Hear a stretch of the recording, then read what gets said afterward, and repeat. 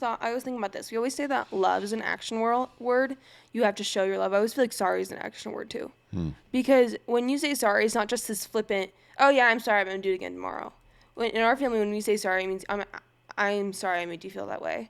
And I don't want to make you, I don't want to do this again. And so I'm going to change the way I act, change the way I respond.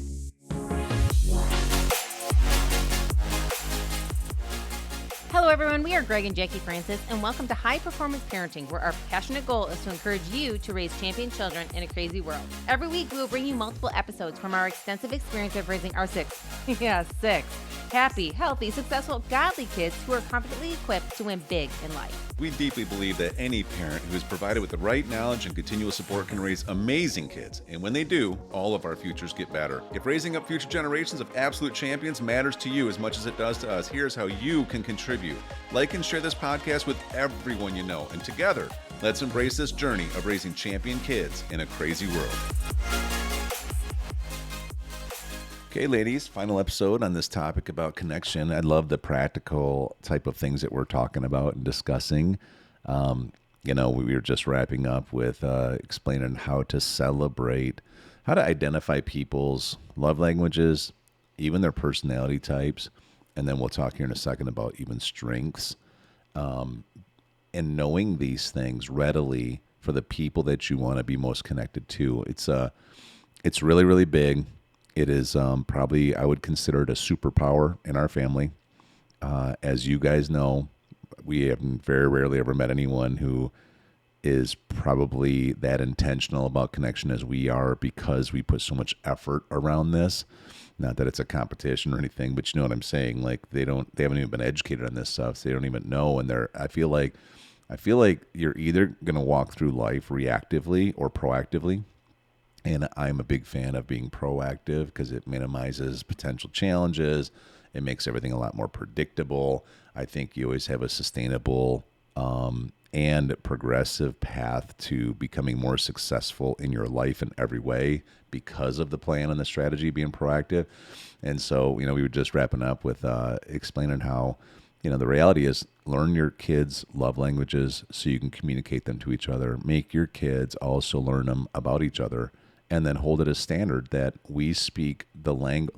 Love matters, but love has to look like something. And so we have to put the effort in to be able to intentionally try to help people. So you're not a physical touch person, but your brother is. Okay, well, just because you don't naturally like to do it doesn't mean you don't get to speak his language. You know what I mean?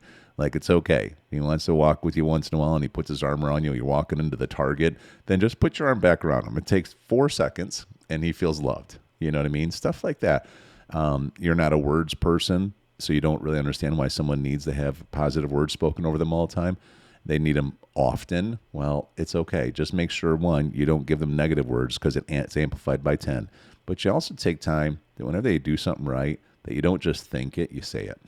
And that's really, really important. And then we get into strengths now, and we were wrapping up with some of the stuff that you and Bella deal with because of your personality clashing with hers, and you guys sharing a room and a bed and everything else. And I love how you jumped in, Abby, and you're just like, I have to say, Bella's doing much better. Like you came to her defense. We need to have her listen to this episode so she can get her words of affirmation in. Yeah, and but this is part of, I bet, in your top 10. I don't know if I've had you guys take the Strength Finders test yet, have I? We got to do that. I bet in your top 10 is harmony, right? Harmony matters to you. You want things to be harmonized. And, I think probably in your top 10, one of them would be command. I think competition's probably in there also. Yeah, so I actually did take Oh, you did? it. I think command is in my top 10, but competition is number 2. Okay, yeah. Competition. Was command in there too? Yeah, I think it was top 10. It wasn't my top 5, but it was top 10. Yeah. I had achiever was 3, responsibility was my top 5, things like that. Okay. I was not surprised at all. Got it. Yeah. So anyways, but just the whole concept of you want to have connection in your family. It doesn't just happen randomly. Right. And I'm saying this for the audience out there. I just think that I think sometimes we might overwhelm people with how much intentionality we put in, how much we talk about this stuff all the time, how much we set goals for family connection, how much we're studying and using programs and books and everything else. I heard an awful statistic the other day that said that the average married couple, okay, not over 90% of people who get married never read one relationship book. Isn't that crazy? Oh my gosh, that's so sad. It is so How sad. do you even do relationships without knowledge? Well, and that's the thing. And so that's why the statistics are so horrific, right? I mean, you kind of contribute to being a statistic. If you're going to do what average people do, you're going to live the way average people live. So now you put yourself in over a 50% chance of divorce and everything else and broken families and, what a mess that keeps getting perpetuated. And so that's why we hold the standards, why we do this podcast, because for people who actually want to learn, if people who want to be better, people who want to grow, here's some practical things that we can all do. So, okay, anything else that either creates connection or disconnection? Or any examples of ways that you have felt really connected or even felt a little disconnected? It could be between Mom and I and you guys or between each other. Yeah, I feel like, obviously we've talked a little bit about being so words of affirmation, right? So I feel like since our family's done such a good job of filling it, I don't have the need to look for it elsewhere. Otherwise, I feel like I'd always be chasing people's approval, right? So, big. especially when it comes to Because you see other people doing it too, don't you? oh yeah, especially when it comes to sports or when I go to school events, whatever, I can see people just being so needy for it that they look for it in whatever relationships, they look for it in the coach or whatever, which would be hard in some cases with our coaches and things, but and I've realized, even when I've gotten, maybe appreciation at church and things, people would just come up to me and be like, was it so nice getting, affirmed in front of everyone? And I'm kind of like, yeah, it was nice, but it's not like I needed it. It wasn't like I was absolutely, thirsty for it. Yeah. It wasn't like that's the part that mattered, right? So I feel like when we do such a good job of it in our family, I don't have to look for it elsewhere, which makes me feel a lot more safe and secure in our home environment. That's awesome. That's good. Yeah, and I think that, one thing that we've realized is also, when we have arguments and stuff, the way that people respond to it afterwards. Not just during it. That's great. You got to keep your language right and everything. But when you make up, I feel like you kind of got to know how everybody, works with that. For me and Drew's, we need to make sure that everything's okay. It's forgiven and forgotten. But we need it verbally told to us by the opposite person. Literally, me and Drew's are one of those people that were after we're done, we're we feel really bad. We're sorry, but we need their approval. Everything's cool now. Even though you are sorry, you can still kind of hold a grudge, So I'm me and Drew are we need that positive, response. Everything's okay now. I'm not mad at you anymore, All feelings are out. I said what I said and vice versa. That's one thing that I feel like we've learned as a family is the way that we respond after we had the argument. And whether you need to cool down or whatever like that, coming back and how you actually make up afterwards. Yeah, I feel like that's really good. That's really good perspective. And I was thinking about this. We always say that love is an action word. You have to show your love. I always feel like sorry is an action word too. Because when you say sorry, it's not just this flippant, oh yeah, I'm sorry, I'm going to do it again tomorrow. In our family, when we say sorry, it means I'm sorry I made you feel that way. And I don't want to make you, I don't want to do this again. And so I'm going to change the way I act, change the way I respond so that we can, improve the connection and not feel more disconnected. I feel like, especially in our family, and I feel like it should be this way, that sorry is an action word too. I feel like we all really take that to heart. That's good. Yeah, sorry means more than just I'm saying it just to resolve the situation short term. It's no, I'm saying it and I truly mean it, so therefore I'm going to make changes so I don't have to say I'm sorry again about this because I won't do it. Right. And we all really catch each other when we know that they're not meaning it, when they're fine, I'm sorry, just to win another point, right? And we'll go, yeah, right. And then they'll be like, okay, fine, I am really sorry. And we're going to be like, well, do you actually mean it this time? It's funny. But, seriously, though. What do you guys always say? When somebody's making, someone's kind of, I don't know, they're exaggerating about something or trying to be playful and telling you something false, right? Oh, I know. You guys always say, promise? Promise? Promise? Because promise is kind of a sacred thing. You cannot lie on a promise. You can apparently kid if you don't say promise, but it's always just unwritten rule. If you say promise, it has to be a promise. And so we pull that on each other a lot. Promise? And you all honor it really well. You really do. It's like once our in a while we rules. say promise. Just kidding. Yeah. But promise, it's just no one makes you do anything. It's we all just kind of hold the standard. I don't even know where it started, but that's that. Okay, so based on your guys' experiences of whether it's babysitting or just being around other people's families, what advice would you guys give to families out there about how they can start creating a whole culture of connection in their household? I think number one, just like bringing it up to the whole family. You know what I mean? At first, doing it between the wife and the husband. They got to be on the same page. But after they are on the same page, then there's no division between all the children of what side they're going to be on. And we've talked about that before. The mom and dad need to be on the same page. And then bringing it up to the kids and say, this is the standard we're going to hold. And we're just not going to hold it, but you guys are going to hold it as well. You know? And like, since we've gotten older and stuff, now when you guys talk to us, you're like, you guys are also going to help each other hold the standard. Not just us telling you guys hold the standard and you guys holding the standard, but all of us can get off track. So all of you guys, since you're always together, you're also going to make sure you're going to politely tell each other if you get a little off track. And also I think another thing is, yes, the parents need to learn their kids' love language, but the kids need to learn their parents' love language. That's good. Like even last night during our team meeting, we were even talking about, it was our first people, was mom and dad, what's their love languages? And then we went around to the kids. It was just like, I feel like sometimes it's hard. Yes, parents need to know their love languages, but then they got to start implementing it in their kids to know their love language. Because their kids, their family is who they're around the most. And if they're not getting loved by their family, parents can also feel like not loved at the same time. You know what I mean? So it's just having that balance. So good, honey. I feel like one of the most important things that kind of shape all this is like 4 really important words. It's not about you. Stop thinking about you. And I get it. A lot of people haven't learned about this, and it's not like your parents didn't know what they didn't know. But it can start with you. It doesn't matter if you haven't heard this before. It doesn't matter if your kids are already really old and it's not like they're kids anymore, right? But it matters that you start thinking about the people around you more than you start thinking about yourself. And that really promotes family connection. When we shift our minds from thinking about us all the time, it actually opens your eyes to the situation you're in and how you can improve it.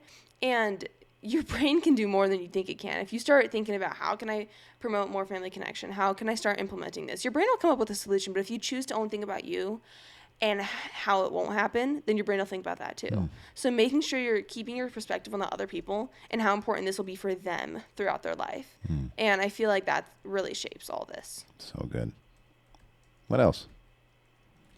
If I were thinking about it, also knowing personalities, like we said, really paying attention to that, and not doing the opposite to them. Yeah. Really making it, like, I feel like when people start out, they can have a great goal. It can be great the first couple of days, you know what I mean? It's with any goals, but then you can start really losing it. I think it's really also on the parents to make sure to help remind. We got to stay on this, you know what I mean? And whether it is you got to write it down and put it on your fridge, you know? You got to say it verbally every day, like almost like your confession individually, if that's really what helps you. But you got to make sure you keep reminding yourself, because if you want to have change, you got to take the actions to do it. You know, it's not just going to happen one day and everything clicks and everything just goes well. You got to keep like repetitively doing it. And I feel like consistency is what's going to make the change, you know, and making sure you keep the consistency with your kids. You can keep the consistency for yourself, but as Chrissy was saying, you got to open your eyes. Yeah. You know, and make sure that your family is keeping that consistency. And if you didn't know that, that's okay. You can start it now. You know, there's no guilt to not knowing it. But now that you are listening to it, what actions are you going to take? It's your decision now. And just getting on the same page together as a couple and then bringing it to your kids and having them implement it also for you guys, it's just going to be, it helps create connection. Yeah. That's what I feel like. It's really understanding, and it's going to be like an all-around thing from you to your kids, kids to you, everything like that. So last thing, is there anything specific that you think, if you talk to each other real quick, the other person could do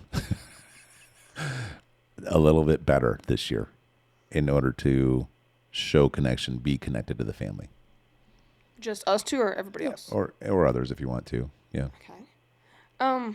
Well, I know something for me, but Okay, what is it? I feel like for me, I need to, I feel like I've gotten a lot better about it over the last year, but I feel like continuing to do it is making sure that when I'm maybe bringing up the conversation after it and trying to have them express their feelings, actually listen, not just hear them.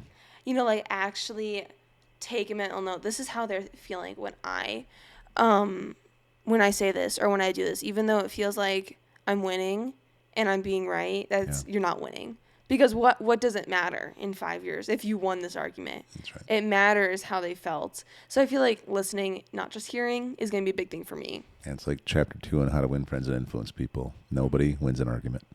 Exactly. Yeah. Yeah, I think sometimes same thing. I can probably listen to them, but not always apply what they say for me. You know what I mean? And not take it as seriously as I should. You know what I mean? Or sometimes not know how to prioritize it, like what one comes first. You know, sometimes I feel like I probably beat myself too much on like, oh, I didn't do enough of this, I didn't do enough of that. But making sure that like when they do say something to apply, don't overcomplicate it, just do it. That's you know good. what I mean? Yeah. And I feel like that's one thing, especially like when you have arguments and they're trying to like kindly tell me, hey, Yeah. can you like not do this again? You know what I mean? Yeah. Actually take that advice and start applying it, not just say, okay, I'll do that, I'm sorry. You know what I mean? Taking sorry a little more seriously. So what's one thing that you do really well that you would brag on yourself about? I feel like bragging on yourself is always just shown as a bad thing in today's world, but I feel like you really do gotta hear yourself, especially for me. I gotta hear myself give myself words of affirmation, because it's not like I'm gonna always rely on other people to give it to me. But I feel like one thing I've done really well is really taking into account every single person in this house, trying to connect with every single person in this house, even from like a young age. I've always seen the value in making sure I'm connecting with Drews, making sure I'm connecting with Hunter, making sure I'm connecting with Abby, you know, whoever it is, making sure that I'm being intentional around spending time with them, not just maybe the people that I already tend to spend time with, right? Yeah. People I already tend to do endeavors with, right? Like making sure I'm giving the time of day to everybody so they know I'm not caring about one person more than the other person. I feel Good, like I agree with this. giving everybody my time and paying attention to them Yeah. and actually getting my stuff done so I can do things with them, I feel like I've done a really good job of that. That's great, honey. I think one thing that I've done very well at is me and Mom have a connection times, but I don't just tell her my feelings. I also ask what's going on with her, you know, and celebrate the wins that she's having. And also sometimes I catch myself, but I try to really listen to her and how it's going. And I feel like I do really good at celebrating what Mom's doing, and she does really good at celebrating, and we can that's just our way of communication. We help each other out, and I really respect everything that Mom tells me. And then she also pays attention to what I tell her, Yeah. you know, and she takes that into account, and I just love the connection we have there. That's so great. You guys have done so good today. I'm really proud of you too.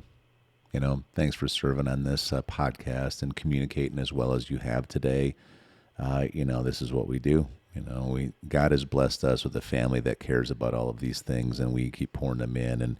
But then we also take what we've learned and we share it with the world, right? And we hope that tons of families out there get on board with the same kind of stuff, because God designed us to be connected families, you know, and I think a house full of people that are strongly connected can change the world. So that's what we're doing. So very proud of you guys. Yeah, I suggest you apply all of this. It's going to make a big difference right on. away. Okay. All right. Love you guys. Hey, everyone. Thanks for listening, and thanks for your love and support. We hope that today's episode added tremendous value to you and your family. It would mean so much to us if you would partner with us on our mission of helping parents around the globe raise champion children in this crazy world. To do so, simply take a moment to like and share this podcast with everyone in your network. See you next time.